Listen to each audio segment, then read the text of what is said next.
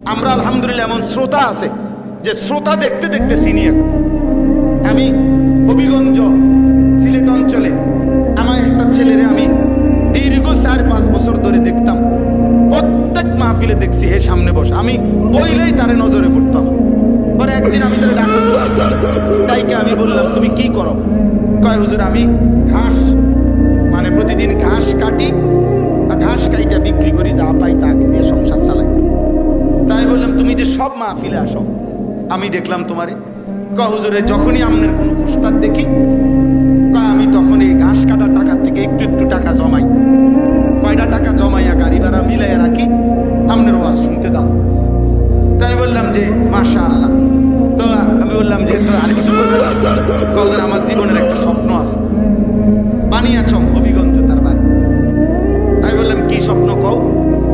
আমি 10 টাকা 50 টাকা করে জমাইতেছি, আল্লাহ যদি আমারে কোনোদিন তৌফিক দেয় আমি আমনেরে আমগা এলাকায় দাওয়াত দিয়ে নিমু, ওয়াজ করাবো। পরে আমি বললাম ওহন দাঁড়া, ওহন ডেট নাও, এখন নাও ডেট, আজকে তোমারে ডেট দিলাম, হাদিয়া দিতে হবে না, আমি দিমু তোমার, এটা তোমার মাহফিলের চান্দা আমি দেব। তুমি যাও, তুমি আয়োজন করো, যেখানে কও তুমি, তোমার ঘরে হোক উড়ানে হোক, আমি ওইনে ওয়াজ করবো। আমি বলছি আমি যাবো, ডেট দিলাম, যাও। আশ্চর্য, বানিয়াচং আমি গত বছর এই ছেলেটা তার দাওয়াতে আমি গেছি মাহফিল, গিয়া দেখলাম বানিয়াচং বাংলাদেশের সবচেয়ে বড় গ্রাম, এটা জানেন? বাংলাদেশের সবচেয়ে বড় গ্রামের নাম হলো এই বানিয়াচং হবিগঞ্জ। হ্যাঁ হ্যাঁ, এটা গ্রাম একটাই, একটা উপজেলা, বুঝছেন? গিয়া দেখছি ওই গ্রামের মানে ওই উপজেলার সবচেয়ে বড় কলেজ হাই স্কুল মাঠ, যেটা বিশাল মাঠ, এই মাঠে এই ছেলে মাহফিল মানে আয়োজন করছে। আমি গিয়া দেখি একেবারে যদি কম হয় মানুষ 15-20 হাজার,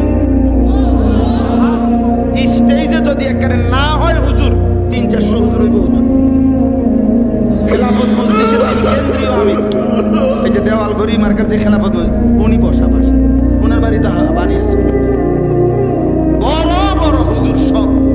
তাই বললাম কিরে কারবারটা কি জানি, কার মাহফিল এটা?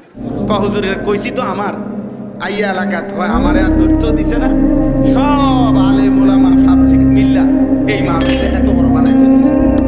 তাইলে দোস্ত, একজন শ্রোতাকেও মানুষ দেখতে দেখতে চিনে। কথা বুঝছেন কি না বলেন? এই জন্য মাদ্রাসা আপনাদের কাছে অনুরোধ, এই 66 বছরের ইতিহাসে এই মাদ্রাসা অনেক স্বর্ণ ফসল, অনেক সোনার সন্তান, আলোকিত আলেমে দ্বীন উপহার দিছে। অতএব এমন একটি সুন্দর প্রসিদ্ধ ঐতিহ্য ধন্য মাদ্রাসায় দিল দিয়া প্রতিদিন নিয়মিত সব সময় দান করবেন, বলেন ইনশাআল্লাহ। যেন আপনি এতবার আসবেন যাবেন মাদ্রাসায়, যেন মাদ্রাসার ছেলেরা আপনার চিনে, উস্তাদ যেন দেখলে আপনার চিনে, কেমন আছেন ভাই, কেমন আছেন, দেখবেন ইনশাআল্লাহ। এই কেমন আছেন এটা আশা করি হাসরের ময়দানও ওনারা আপনার বলবেন। আল্লাহ আপনাদেরকে তৌফিক দান করে। চলেন আমার কথা আমি শেষ করছি। আল্লাহ তাআলা বলেন, 3টা কথা বলল। 1, আমি তোমাকে সৃষ্টি করেছি।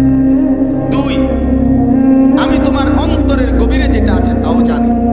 3, তোমার অস্তিত্বের যে ফোঁটা রক্তবাহী শিরা উপশিরা এই সহ আমি তার চাইতে বেশি কাছে আছি।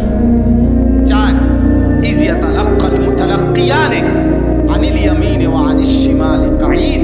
আল্লাহ তাআলা বলে, বান্দা 24 ঘন্টা তোমার ডানে এবং বামে আমার 2 জন ফেরেশতা আছে।